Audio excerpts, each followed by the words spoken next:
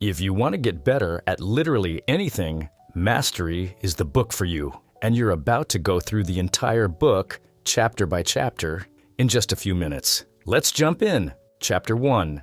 Discover your calling, the life's task. Let's begin with a fundamental question. What is your life's task? According to Robert Greene, each of us has an inner force, a unique potential that drives us toward a specific path of fulfillment and success. Greene calls this your life's task, and it's deeply rooted in your natural inclinations, the talents and interests that feel innate to who you are. Discovering and committing to this task is the cornerstone of mastery. Greene emphasizes that finding your life's task requires you to look inward, reconnecting with your authentic self. As he puts it, the first move toward mastery is always inward, learning who you really are and reconnecting with that innate force. This might mean challenging societal expectations or the career paths others have mapped out for you. It's about embracing what truly excites you and makes you come alive. Take a moment to reflect on your childhood passions. What were the activities or subjects that captivated you before external pressures set in?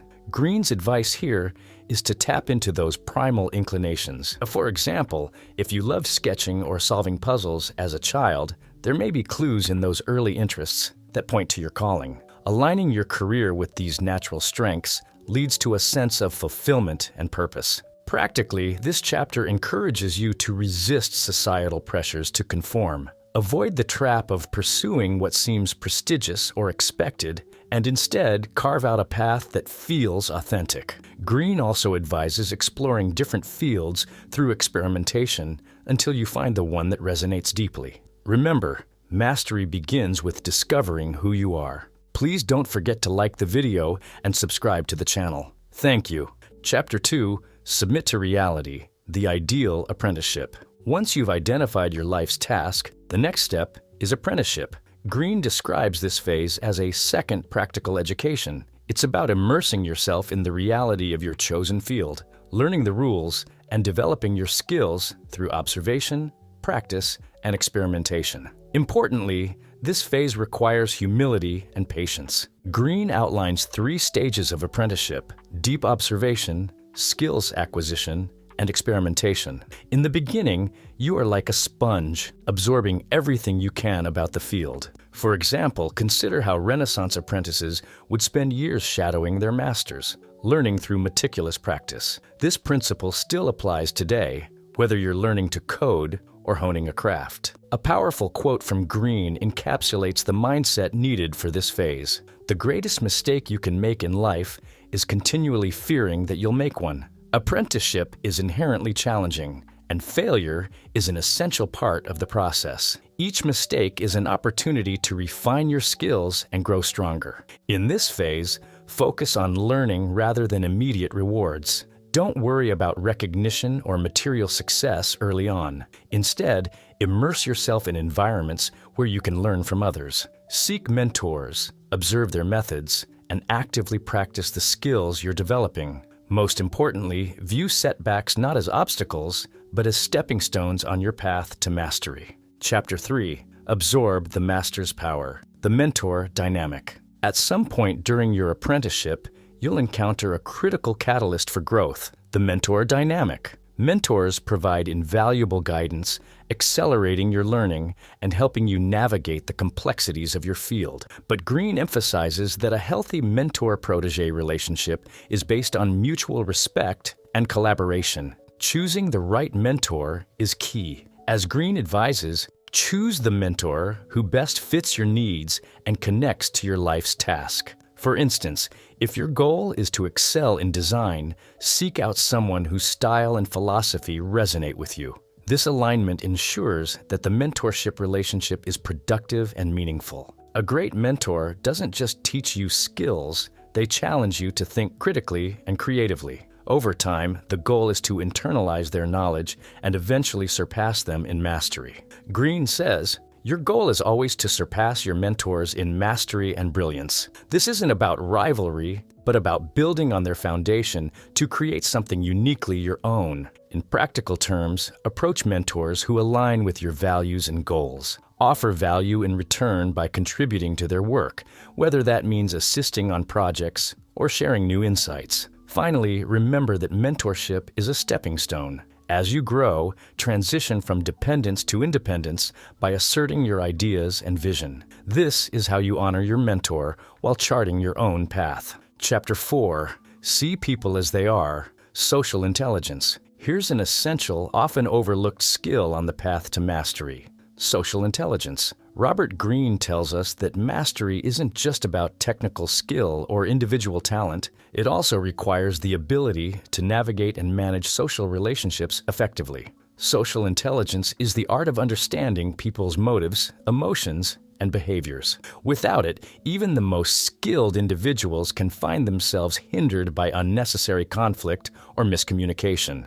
Greene defines social intelligence as the ability to see people in the most realistic light possible. This means setting aside assumptions and emotional reactions to interpret people's actions objectively. Think about it. How often do misunderstandings arise because we project our own fears or desires onto others? By practicing this level of awareness, we free up more energy to focus on learning and acquiring skills, as Greene explains. To develop this skill, start by sharpening your observational abilities. Pay close attention to nonverbal cues, such as body language and tone, and look for patterns in how people behave.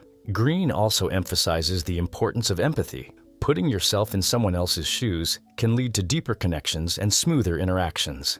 Lastly, craft a persona that aligns with your goals, but stays authentic to who you are. Social intelligence is a powerful complement to technical expertise, and it accelerates both personal and professional growth. Chapter 5. Awaken the dimensional mind, the creative active. Next, we explore a hallmark of mastery, the creative active phase. According to Greene, true creativity isn't about luck or natural genius. It's about blending diverse skills and perspectives to generate original ideas. Mastery requires moving beyond analytical thinking and embracing creative problem solving. This is where you break free from conventional rules and venture into uncharted territory.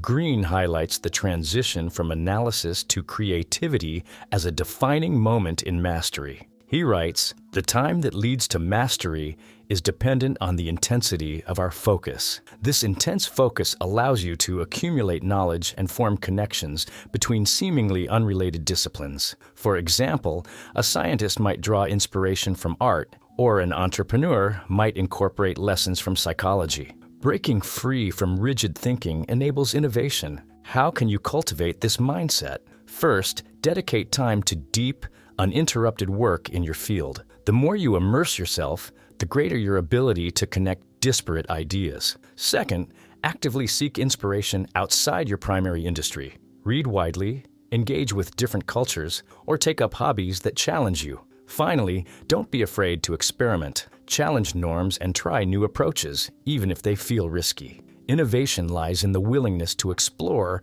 what hasn't been done before. Chapter 6. Fuse the intuitive with the rational. Mastery. Now, let's discuss the ultimate stage of mastery, where intuition and rational thinking converge. Greene explains that this fusion occurs after years of practice and deep understanding. At this stage, decision-making feels effortless. Intuition, built on a solid foundation of knowledge, guides you through complex situations with confidence and creativity. Greene eloquently describes this balance, saying, "The intuitive mind is a sacred gift, and the rational mind is a faithful servant." Mastery is not the end of the journey. It's a state of constant improvement and learning, fueled by a deep connection to your work. Masters operate with a fluidity that seems magical, but it's the result of countless hours of focused effort. To reach this level, develop a habit of lifelong learning and self-improvement. Even after achieving proficiency, challenge yourself to grow. Trust your instincts, especially in areas where you've accumulated expertise, but always verify your insights with rational analysis. Finally, embrace curiosity and openness. Mastery isn't a destination. It's an ongoing process of exploration and reinvention. Chapter 7. Resistance and pain as pathways to growth. This is something we all face, resistance and pain. According to Robert Greene, these are not just inevitable, they are essential for personal growth and the journey to mastery. Challenges and obstacles force us to confront our limitations, and often it's in those moments of discomfort that breakthroughs happen. Greene explains that the ability to endure and learn from pain is what sets masters apart from mediocrity. As Greene puts it, pain is a reality. It is the most powerful tool you have for self-transformation. The road to mastery, he reminds us, is long and often filled with frustration. But those who persevere, who face the resistance head-on, are the ones who ultimately succeed. This isn't about seeking pain for its own sake. It's about recognizing that resistance signals areas where growth is possible. Think about a time you faced a challenge that seemed insurmountable. Maybe it was a demanding project or learning a difficult skill. Reflect on the lessons that experience taught you about patience, creativity, or grit. Greene encourages us to view these moments as opportunities to refine ourselves, not as setbacks. To build resilience, actively seek out situations that push you beyond your comfort zone. Instead of fearing frustration, use it as fuel to improve and grow. Chapter 8. The Role of Passion and Drive in Mastery. Now let's talk about what sustains us on this long journey. Passion. Passion, Greene argues, is the driving force behind the sustained effort and focus needed for mastery. It's what keeps you moving forward even when progress feels slow or obstacles arise. But true passion isn't about fleeting excitement. It's about aligning deeply with your life's task and finding intrinsic motivation. As Greene says, desire is the fuel for mastery. It is what keeps you going when things get difficult. When your passion aligns with your purpose, it creates what he calls unstoppable energy. This kind of drive allows you to embrace the daily grind of practice and repetition without feeling drained. To tap into this power, reconnect with the activities and interests that genuinely excite you. Ask yourself, what ignites your curiosity? What work makes time fly by? Align these passions with your long-term goals to ensure your daily actions are meaningful. And don't forget to regularly reflect on your progress. It's a great way to remind yourself why you started and to strengthen your commitment. Without passion, the journey can feel like a chore. But with it, every challenge becomes an opportunity to grow closer to your purpose. Please don't forget to like the video and subscribe to the channel. Thank you. Chapter 9. Mastery and the Legacy of Greatness. Finally, Greene challenges us to think beyond ourselves. Mastery, he explains, isn't just about personal achievement. It's about contributing to something greater than yourself and leaving a legacy that inspires others. True mastery transcends individual success. It creates lasting impact and drives innovation for generations to come. Greene puts it beautifully. The ultimate form of mastery is inspiring others to reach their highest potential. Greatness, he explains, isn't achieved in isolation. It's about using your skills and achievements to elevate others and advance humanity. Consider the legacies of historical masters, whether in science, art, or leadership. They didn't just succeed, they paved the way for others to follow. To create a meaningful legacy, focus on work that has lasting value. Share your knowledge and skills freely, mentoring those who are starting their own journey. Strive for excellence not only for personal satisfaction, but also to contribute to a larger purpose. Greene's message here is clear. Mastery is both a personal journey and a collective responsibility. By pursuing mastery, you're not just transforming your own life, you're leaving the world a richer place for others. Mastery by Robert Greene teaches us that the path to greatness lies in aligning with our unique purpose,